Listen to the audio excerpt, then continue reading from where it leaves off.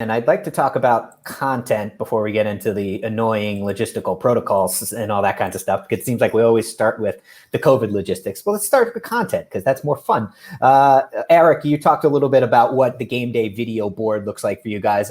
Greater emphasis on replays, music, more a playlist built more for specific player tastes, as opposed to entertaining, the masses of a $70,000 or $80,000 or 80,000 seat capacity stadium, whatever it may be. Can you give a little insight into how your content is different, and are there any things that you're trying that you have found beneficial that maybe people in the audience would be like, oh, when I get a video board, maybe a video board show back, maybe I should try that. So it's interesting because we kind of have separated a little bit in our department. So we've got network people, we've got big screen creative people.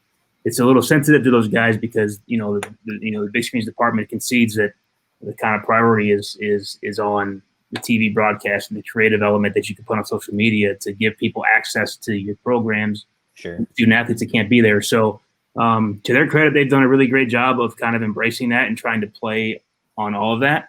So in addition to things like music selections and how they choose their replays, they've taken some more risks, because if 500 people see it and don't like it, that's a lot better than 65,000. So they've done things. They have a fan cam devoted specifically to cardboard cutouts. Nice. They have a mask cam where they put a mask overlay on top of people that maybe aren't wearing one at the time in the stands. They've got they put a ruler on the bottom of the screen as a social distancing cam for 6 feet, and they use that to maybe troll some visiting fans that aren't adhering to the rules that they're supposed to be inside the stadium. So there's things like that they're doing.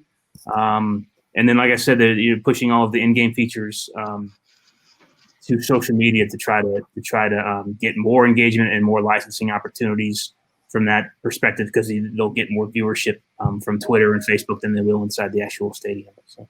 Okay. And did you go, and it could have been just for the music, or it could have gone beyond. Did you or your department or the big screens department go directly to the coaching staff, the players? How did you poll the players to see like what they might like? So we do this thing in our external department here called Squad, and every sport has their own squad made up of people from every external department representatives, and they all kind of work together towards the common goal of providing the best possible service and product to every sport throughout the season. And so that's how a lot of those conversations and ideas happen, is through those meetings throughout the year and talking to our ops directors and people kind of embedded on the teams to kind of figure out how can we make this work and still provide a good atmosphere and give some energy to the teams that are playing.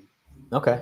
Tyler, how about for you? If you've got a hybrid where you've got, kind of a percentage of fans that maybe you can have in there, are you having to thread that needle a little more finely between giving the players maybe a better experience than they normally would, but you've also got some fans in the stands? How are you kind of juggling both balls, I guess?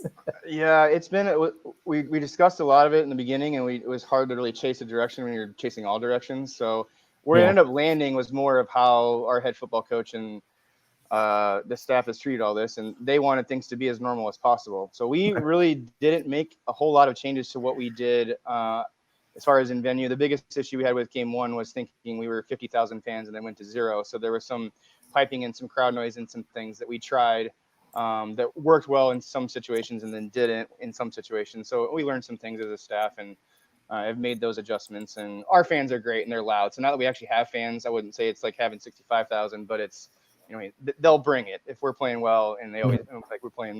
They'll bring it. And as far as what we've done on the board, no, not a lot of different things. Utilizing tag board more for bringing home gating and things for people that can't be there.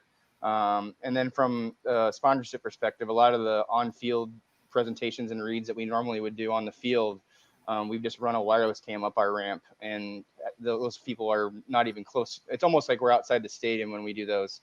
But you can still see it in the background, and we're able to do kind of all of those on-field things in a way that is not obtrusive to those that are on the field. So. Cool. And Megan, how about at Nippert? It's kind of the same as Tyler. Okay. We didn't really change a lot of what we did or how we were going to kind of control our video board show. kind of the only difference is we are piping in some crowd noise, but our cheer and band are actually pretty loud. So you still kind of get that college feel of being there. The stadium's just not shaking like it normally does when people are yelling. And then, I mean, we pretty much took away any on-field or in-game recognitions. They're just graphics now that we put up on the board with a PA read. But basically, our run of show is pretty much exactly the same as it would have been if we had a full capacity. And part of that is because we do have students that are now training on it.